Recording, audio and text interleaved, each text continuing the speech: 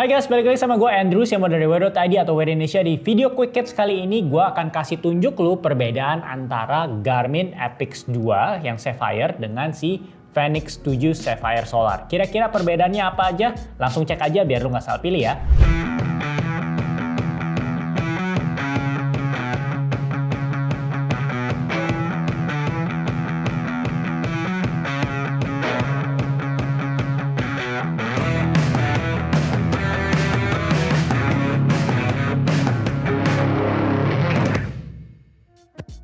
Part pertama gue bakal ngomongin terkait size, model, dan material. Ini penting banget nih buat teman-teman yang belum tahu. Misalnya si Epix ini, Epix Generation 2 ini dia ada versi yang biasa dengan versi atau yang edisi yang Sapphire. Nanti gue jelasin bedanya apa sih yang edisi biasa dengan yang Sapphire.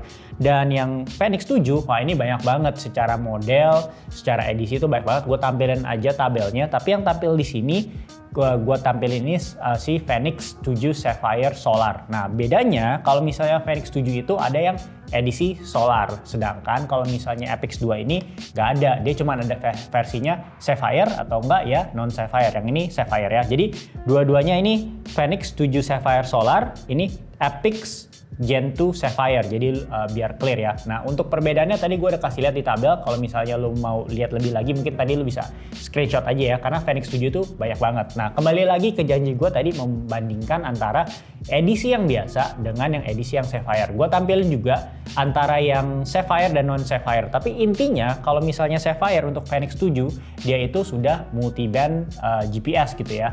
Jadi sama dengan si Epix Gen 2 Sapphire ini. Dan kalau ngomongin terkait kapasitas yang antara non Sapphire dan Sapphire itu juga berbeda. Jadi gue tampilin aja secara on screen Sapphire tuh kayak perks-nya atau benefit-nya tuh apa aja ya. Nah sekarang kita ngomongin secara desain atau enggak secara size-nya nih. Size-nya ini sama semuanya. Karena kenapa? Kalau yang di sini tuh pakai Fenix 7 yang biasa. Beda kalau misalnya Fenix 7X. Mungkin tadi kalau lihat di tabel ada yang gede sendiri, itu namanya Fenix 7X. Nah itu dia lebih besar secara diameter, dan kalau misalnya si Fenix 7 yang ini sama persis dengan si Epix gitu ya. Paling ada perbedaan berat sedikit, tapi gue tampilin aja nih. Pokoknya semuanya ada di tabel. Karena secara experience tuh gue udah pakai ini cukup lumayan lama. Secara berat tuh sebenarnya kalau ya kita pakai ya bersandingan gitu, gue nggak terlalu ada yang beda amat sih gitu. Jadi memang jam ini cukup berat, dan kayak materialnya pun juga lumayan material yang rugged banget gitu, terbuat dari titanium dan macam-macam. Lu udah bisa lihat itu di tabel barusan gitu. Dan sekarang gue mau ngomongin lebih dalam lagi terkait materialnya. Gue tampilin aja kayak spesifikasi on papernya secara material dari lens, bezel, dan macam-macam. Tapi gue mau kasih experience gue nih. Experience gue ini, jadi kalau misalnya si Fenix itu kan namanya Power Sapphire, sedangkan si Epix ini ya Epix aja. Kenapa bedanya? Karena kalau misalnya si Fenix 7 yang ini adalah versi solar, jadi dia memang ada kata-katanya tuh ada power gitu. Jadi gak usah bingung, tapi intinya sama aja, dua-duanya terbuat dari Sapphire. Dan dari kayak bezel dan casing-casingnya itu juga terbuat dari mayoritas tuh terbuat dari titanium. Jadi kalau ditanya materialnya apakah rugged, jelas amat sangat rugged, tapi bukan berarti lu harus kayak pentok-pentokin juga gitu ya. Jadi cocok banget kalau misalnya buat kayak hiking ataupun kegiatan-kegiatan outdoor yang memang ada potensi untuk kayak kena ranting, kena apapun. Itu sih so far so good, aman, gue udah pernah coba. Sekarang part kedua gue mau kasih lihat lu sih sebenarnya displaynya tuh sebeda apa sih antara yang si Fenix 7 bukan AMOLED dan si Epix yang AMOLED. Karena perbedaan yang sangat esensialnya sih cuma di bagian ini ya. Jadi on papernya tuh gue tampilin aja, karena secara besaran dari screennya juga sama 1,3 inch, dan resolusinya aja yang berbeda, karena jelas sih yang di kanan gue ini si Epix itu ya AMOLED gitu. Nah tapi kalau lu mau lihat kayak sejelas apa sih, nah ini di dalam ruangan gue kasih lihat lu dulu. Yang di tangan kanan gue ini si Epix ya. Ini gue kasih lihat lu skenario-nya saat pakai map. Jadi cuekin aja ya, mapnya pasti nggak terlalu berfungsi dengan baik karena ini di dalam ruangan. Sedangkan kalau ini si Fenix 7 juga dalam ruangan. Nah, dan ini kan dua-duanya kalau ngomongin screen itu dua-duanya touchscreen ya. Itu lu bisa atur juga. Nah, tapi intinya kalau lu mau menentukan pilihan karena perkara display, nah ini bagian ini lu mesti lihat gitu. Jadi apakah lu mau invest lebih untuk dapetin gambar yang lebih terang, lebih nyala seperti ini. Kalau memang itu memang tujuan lu perlu warna yang lebih menarik biar lu lebih semangat lah aktivitasnya, mungkin lu mesti pilih Apex 2. Tapi kalau lu ngerasa ini enggak kok, ternyata walaupun enggak AMOLED ini udah cukup oke displaynya, why not juga pilih si Fenix 7, karena perbedaannya yang paling esensial ya di bagian ini, di bagian display.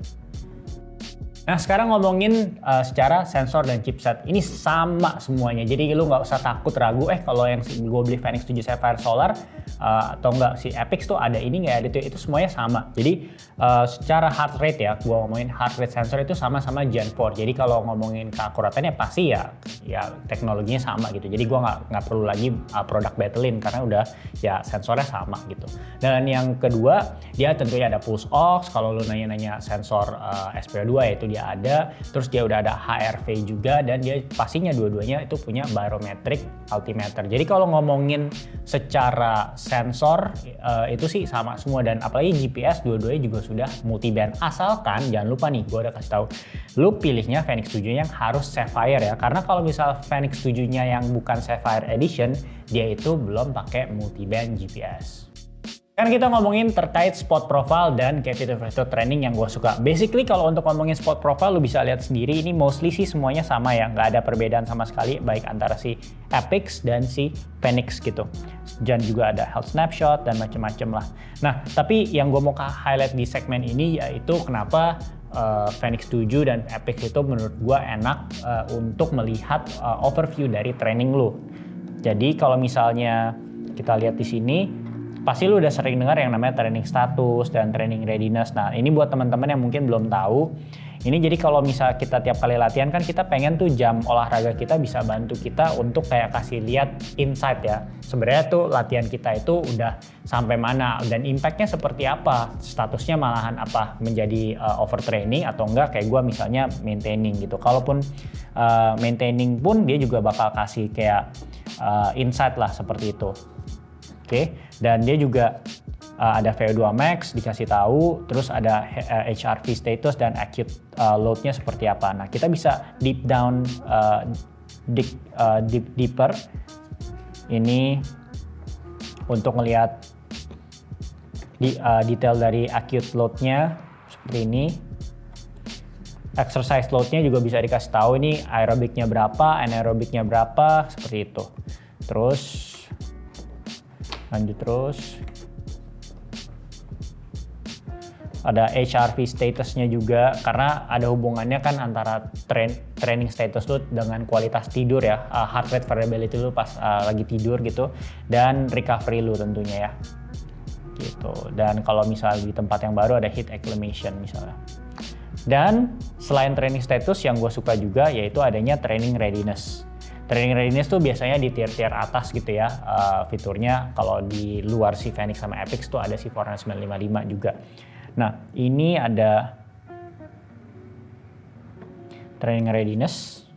Nah training readiness ini ada hubungannya lebih kayak ke cara kita ngeres atau maksudnya kita beristirahat itu berkualitas atau enggak, yang akan berdampak pada si readiness-nya kita terhadap training gitu. Nah kebetulan gue tidurnya lagi kurang teratur, jadi dia langsung kasih tau, oh you didn't sleep great last night bla bla bla. Jadi tapi secara overall itu masih oke. Jadi karena dia nggak cuman memperhitungkan tadi malam tidurnya gimana, tapi ini average gitu, jadi lebih helicopter view gitu. Nah faktor-faktornya apa aja?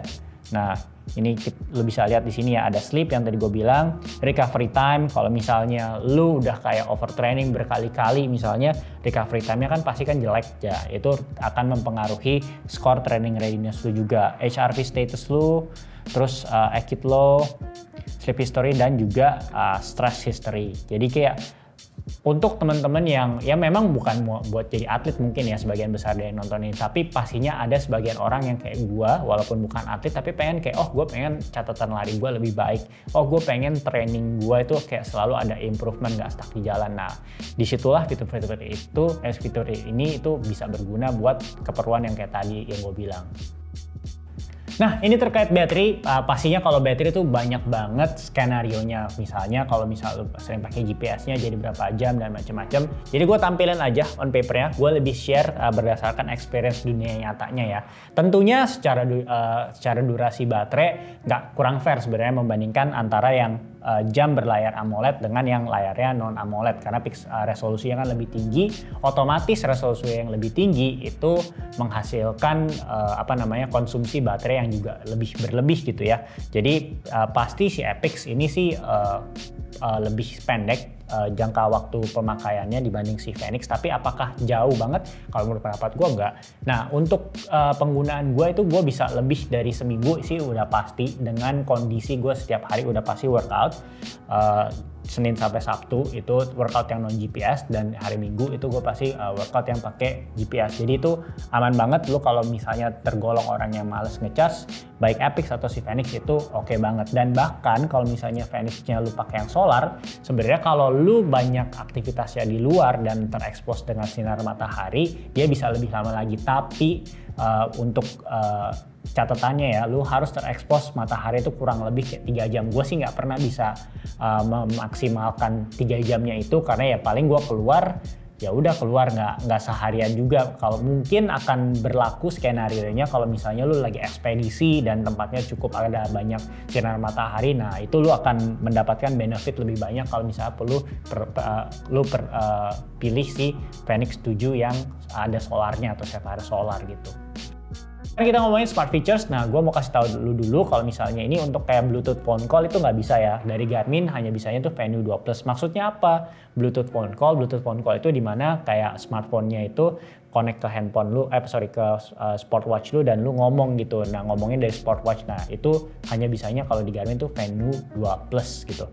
Nah, smart features-nya paling ya untuk lagu tuh lu bisa pindahin, terus jadi lebih enak nggak usah bawa smartphone gitu, dan bisa juga pakai streaming service kayak Spotify gitu. Nah, yang ketiga yaitu lu bisa unlock door lock, yang gue juga udah pernah bikin tutorialnya, mungkin gue kasih lihat sekelibet ini teasernya. Nah, itu lu juga bisa gunakan kalau misalnya lu pakai si Fenix 7 Sapphire Solar ini ataupun si Epix Gen 2. Oke, jadi kesimpulannya apa? Mungkin lu udah bisa tarik kesimpulan dari yang part gua ngomongin display ya. Perbedaannya sih sebenarnya cuma dia di display, dimana kalau misalnya lu pengen layar jam smartwatch yang lebih cerah, jadi lu mesti pilihnya si Epix. Tapi kalau misalnya lu lebih mengedepankan ketahanan baterai, dan lu udah ngerasa tadi pas di bagian yang gua ngomongin display itu, ini udah bagus kok si Fenix 7, gua bisa ngelihat map gua dengan jelas dan semua aktivitasnya juga oke, why not pilih si Fenix 7 gitu. Jadi itu tergantung semuanya keperluan lu. Oke, thank you. Kalau misalnya masih ada pertanyaan, tulis di kolom komentar, atau enggak bisa juga DM kita di Instagram @WearIndonesiaOfficial, dan jangan lupa juga follow TikTok kita di @WearIndonesiaOfficial. Dan kalau misalnya mau support lebih dari like, share, dan komen, bisa juga dengan membeli produk-produk yang udah kita bahas atau review di channel ini dengan klik linknya yang ada di description box dari setiap video ini. Thank you and until next time.